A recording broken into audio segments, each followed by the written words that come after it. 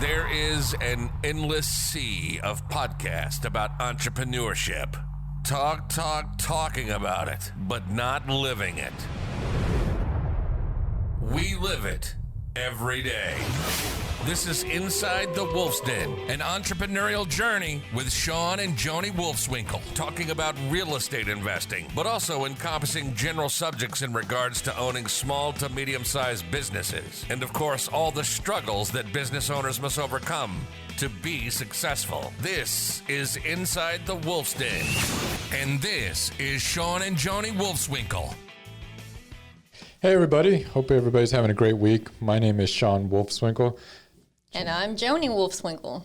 Yes, and today we're going to be doing a topic on the ability to suffer as an entrepreneur. And that might be, an odd subject, but we're going to, you might be thinking the ability to suffer as an entrepreneur. But some of you might be thinking I want to be an entrepreneur or got into being an entrepreneur for freedom or time or money, success. And yes, you can achieve all those, but I would say unless you're just extremely talented or right place, right time, extremely lucky, you're going to suffer a lot. Yeah, the hard truth of entrepreneurship, you will suffer, right? Yeah. I think so many people talk about, the success and the money that they make, but not a lot of people talk about the suffering on what it took to get to where they're at, right? Correct. Yeah, and I think, with social media these days, and in the last 3-4 years, it's been almost too much with just, people, whether or not, who knows if they really have the money or not, or businesses but man, just the, you got somebody in front of there, they're showing flash, they're talking about, all this and all the outside appearance of wealth and success and all that. But, if you look at the true people that have developed companies over the years and you read autobiographies and documentaries on successful entrepreneurs, it's a freaking extremely tough, thing to get into. And you're going to have tons of scars, tons of battle wounds, mentally, sometimes physically, but it's a tough road. It is, and to achieve anything outstanding, you are going to have to do things that you wouldn't have done before, right? Mm-hmm. Means getting out of your comfort zone, and doing the things that you don't like, and that's part of it's suffering. Yeah, and even if you don't want to be an entrepreneur, and I think to achieve anything great in life, whether it be sports or, my brother, I come from a family of doctors, and so even to get to their level as a doctor,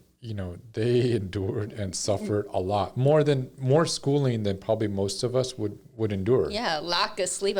Hours of just studying. I know your brother has gone, Yeah, a long time without sleeping. I think he's fallen asleep on the road, a couple of times from working so many hours, and it's a tough profession as well. And to get there, though, it's a lot of work and a lot of suffering and way more schooling than most people are willing to do. And so I think this applies to whether you want to climb the corporate ladder or you're gonna have to endure quite a bit. Mm-hmm.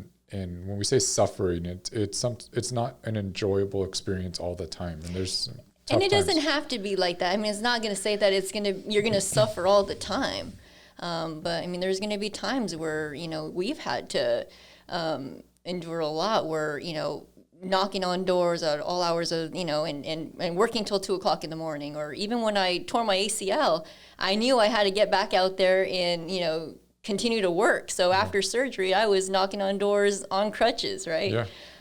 So it's a lot, and this is just to show you that yes, it's not always like that, and we have successes and wins as well. But it's also want to paint a picture that it's not easy. And you're going to have to overcome quite a few challenges.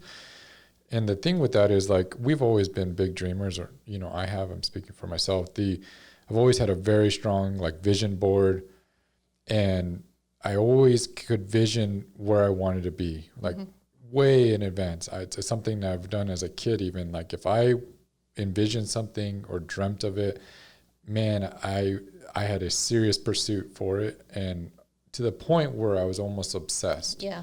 And I probably still in it. It probably drives my parents crazy. It probably drives It you drove crazy. me crazy. Sometimes you come up with stuff, I'm like, oh gosh, what now? Yeah, but it becomes such an obsession that sometimes you sacrifice in other areas, make sacrifices, and because it's such an obsession and I want it so bad that, I'm willing to do anything it takes to get there. And, that involves challenges for sure. But it also, I think there has to be that period of time where you almost had to be that obsessed to get to it. Now, eventually I think in our life, we've had, a real long period where it was that obsession and strong. And then we were able to cut back a little bit and able to maybe enjoy some of the fruits of all that labor and get a little bit more balance. But I think there sometimes always has to be that period of almost imbalance, if you want to call it. I think even if you relate it to working out, or something like that, I think it requires a serious obsession. Yeah. And I remember when we first moved to Texas, I weighed, 234 pounds, and I lost 35 pounds or 40 pounds in that year. But I wanted it so bad that it became an obsession. I didn't, we would go out to birthday parties. Disciplined. I mean, I don't think we drank any alcohol. We were extremely disciplined because we wanted it that bad. So we were able to suffer, short term for the long-term goals, right? So I think, as we're talking about this suffering, I think first if you're willing to go down this route or you want to achieve something great, you need to first have a reason, your why. And a lot of times it's going to be, it could be material possessions. I think in the beginning it was for me. I think in the beginning I was a really insecure person, and to me it was about proving something to the outside world status, that I had made it. And one of the measurement sticks for me was money. I mean, it's an easy measuring stick, but also achievement and money. And so that's what drove me for years. I didn't care about the cars, the houses, all that. It was more about achieving. And then it became, once we had kids, that became our why. Yeah. And so definitely family, my health, because to me, it didn't matter how much money or success you had. If you didn't have a great relationship, if you didn't have a great relationship with your kids, you didn't have, you weren't healthy, and then you couldn't truly enjoy it. Religious, as far as your relationship there, all of that became more important to me than how much money I made or how much money was in the bank. But I mean, for a while though, it drove me to get to where I was just the financial aspect and achievement. So I think you need to set some kind of strong why, because the minute you face adversity, or have to suffer, and you will. Something, I mean, and even just hearing your inner voice telling you, you can't do it. You just quit now, and fighting those emotions within you to and most people would shut down and say, you know what, I can't do this anymore, right? And I think that's where we're going with a lot of this is just we don't want people to shut down too early, because people quit too early, way too early, and they're not willing. If it was this easy, everybody would be successful. Everybody would get into being an entrepreneur and starting their own business and be successful. But if like 95% of businesses fail within the first 5 years, and there's a high reason for that. Absolutely. It's tough. It's easy. We've been knocked down, I don't know how many times, but we get back up and we continue to, move forward. Yeah. And you might even have outside people, not even your inner voice telling you can't do it. I mean, you have outside people. Absolutely. I've had family tell me, you're too pretty. Nobody's going to take you serious. Or you look too young. Yeah, you look too young. Who's going to take you seriously? Exactly. I mean, all that's been thrown. If you listen to that, it's easy to throw in the towel, and it's easier just to go get a job and work 9 to 5, and that, but if you want something greater than that, you're going to have to really, really put in the work and put in the energy and make it happen. And then also take not only physically, like with the work ethic and the time and all that, but also mentally. I think you have to develop some mental toughness. Yeah. So, I mean, name some other stories that we've gone through to maybe help the listeners and understand what some of the. Well, I mean, one of the stories I can remember is when I was 7 months pregnant with Lucas. I think that was, we had just moved into a brand new house. I was 7 months pregnant, and I get hit with a lawsuit, For something we didn't even do. It right. We had hired a contractor to replumb a house, and thinking that he plumbed the entire house, and there was a section of plumbing that he didn't replace, and the seller was out of town. The buyer was out of town, and came back, and the house was completely flooded. And so we got hit with a lawsuit, and I almost threw up, when I got that, and just stressful. I mean, you're pregnant, you now have to hire an attorney, and you don't know what's going to happen. Yeah. It was, and we got through it, and we probably some sleepless nights, but it's something, yes, as an entrepreneur, you're going to have those tough calls. I mean, there's a lot of things that are out of your control that, you try to manage or negate those issues, but and ask questions of yourself, what if this happens, what if that happens, and problem solve so you can be ahead of it. But it's still, and it's easy to say, you know what, I'm done with this. Like, I don't want to have to go through this again, and so, but you and I were mentally tough and put our emotions aside, and we still got back up and went at it. So. Correct. And I think it gives a lot to, if we have any women listening to this, or wives or spouses, being the spouse, and although I'm extremely blessed to have a great spouse that's not only supportive, but also participant, or very involved in our companies, but it's a tough road for you. I mean, I don't think when you met me, you signed up for all this. No, but I mean, I did. I mean, I had your back since the very beginning, and and we're in this together, and that's how I've always seen it. So. Yeah, but in the beginning, it was so many, like, it was a roller coaster. In the very, there were times like, man, you're on a high, you just closed a big transaction, and there's money in the bank, and then like, you might not go 3 or 4 months without a paycheck or something. Yeah, and then there's no paycheck, and there's no money in the bank, and then you're eating ramen noodles, and date nights are at Taco Bell. I remember those days.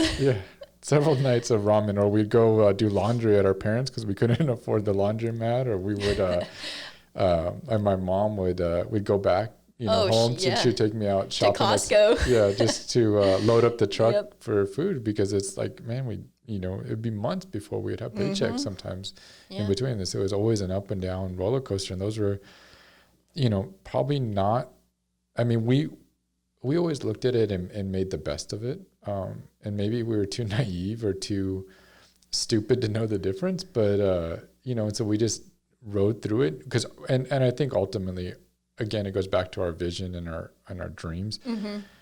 They were so much bigger than what we were going through at the time. Like we were so focused, so dialed in, and knew exactly where we headed. It didn't matter if we went 4 months without, because we knew in the end, there'd be a paycheck or something at the end of the rainbow, so to say. But I think that's why we worked. I think so too. Yeah. I don't think it was because we're 100%, that's stupid. But the thing is too is that we are not the most gifted or talented, and didn't have the most, but we worked hard, and we would outwork people. And I think that hopefully gives everybody hope that if you're willing to outwork and outproduce people, you can make it. You don't have to be the most talented. You don't have to be, we're both have learning disabilities. I'm dyslexic. There's plenty of things that I could have thrown in the towel and said, you come from some really tough upbringing, and you could easily made an excuse to not do it, but you stuck through. Yeah, so absolutely. I mean, nobody says it's going to be easy. I mean, it's going to be hard, but if you're willing to endure that. Yeah. And the problem is, there's no guarantees. And I think that's where people struggle a lot, because there's not just also because you put in the effort and the time and the work, it doesn't mean you're always guaranteed to have a huge payday. And I think in our story, it took a lot longer than we ever could have imagined. Yeah. Right? We pretty much self-taught ourselves, So, Yeah. I would have liked to get to where I wanted to be a lot sooner, but, that's part of the learning process, you have to fail. Yeah. We failed over and over. Yeah. Yeah. And I think, if you... And we still fail at things. Yeah. We're like, man, why do we make that decision? But, that's part of learning and part of growing. And I think if you can manage to get back up and, dust yourself off, and hopefully didn't damage even if you lost everything and lost your business and everything, you learned a lot as you went through that, and you can stand up and get back up and redo it all again, because you've learned so much. Absolutely. But I think if you look at any major, like I just watched the documentary, it just came out now that we've been under COVID and we were home a lot. I saw the documentary on Michael Jordan, and that was on ESPN. And I thought that was, again, if you watch that and look at why he's great, is because, man, like he had an obsession to be the best. Yeah. And he didn't let anything stop him. He outworked everybody. And that's what made him who he was. It was, yes, he's extremely talented, but there's a lot of people in professional sports that are extremely talented that don't end up like Michael Jordan is. But he was obsessed, and his obsession got him to where he was. Something I was just this week, I was and this might sound weird, but the Undertaker, professional wrestler, and it sounds weird. I don't watch professional wrestling, but but it was a remarkable career that this guy has had, and he's been one of the longest wrestlers ever and one of the most successful. And if you look at it, it goes again back to his work ethic, and it goes back to what he's willing to endure and suffer to get to that end goal. And he wanted to be the best. He wanted to be focused. And even later in his career, when he was thinking about exiting, he had to work twice as hard as anybody else and know that he was going to get half the performance. Like, a brand new guy, young, athletic, could come in and work just as much as he did and be so much further ahead physically and all that. But he would have to outwork twice and get half the results. And you got to be able to accept that and understand, okay, well, it might take me twice as long, or I had to work twice as hard as this person. But in the end, you can still get to that end goal. And I think that's something that you and I have always done, is that we've always had to work twice as hard as everybody else to get to where we are, because we're, and not to and say there's that nothing wrong with that. No. But we worked extra hard. So. Yeah. And I worked, I think, when I looked at my vision board and I looked back, I think it took double the amount of time, from when I envisioned it, where it would be today or how many deals we're doing.